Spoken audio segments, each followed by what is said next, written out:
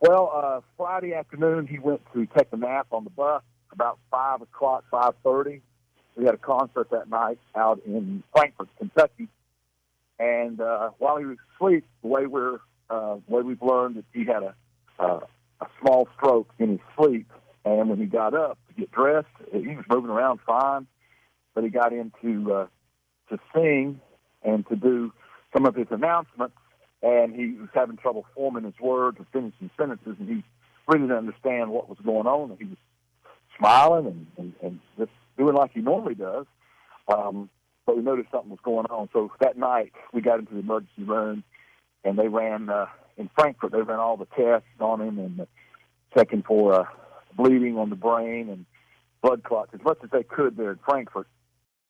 And then they airlifted him to the University of Kentucky in Lexington at that medical center. And then over the next 24 hours, they ran a series of MRIs and some more CT scans. And they discovered that he had a small stroke on the left side that had affected only his being able to form words or finish sentences and that kind of thing. And over the course of the last 48 hours, he's gotten better.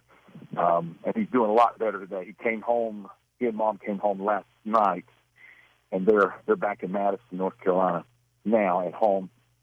And I talked to him yesterday, and just in short sentences, he was talking, sounded good. Obviously, spirits are very, very good. He's texting some and texting orders like he normally does. Did you do this? Did you do that? Because we did the last 2 nights without he or Mom, and so his mind is as sharp as ever. And it's always a good thing when they start texting orders, isn't it? Yeah. Oh, yeah. And so it really frightened us there at first, but thankfully, he's doing well. He's getting around good. None of that's changed. I think that it may take a little bit for all of that to come back around, but the doctors all seem to think that he wouldn't have any problem recovering.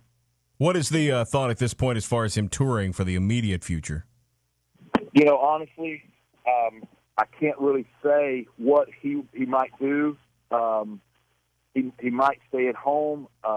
You can't keep a good man down. If he does stay at home, he'll probably fight us the whole way of doing that. But as far as this coming week, I've not heard yet exactly what, or we've not really discussed exactly what we're going to do and what he will do.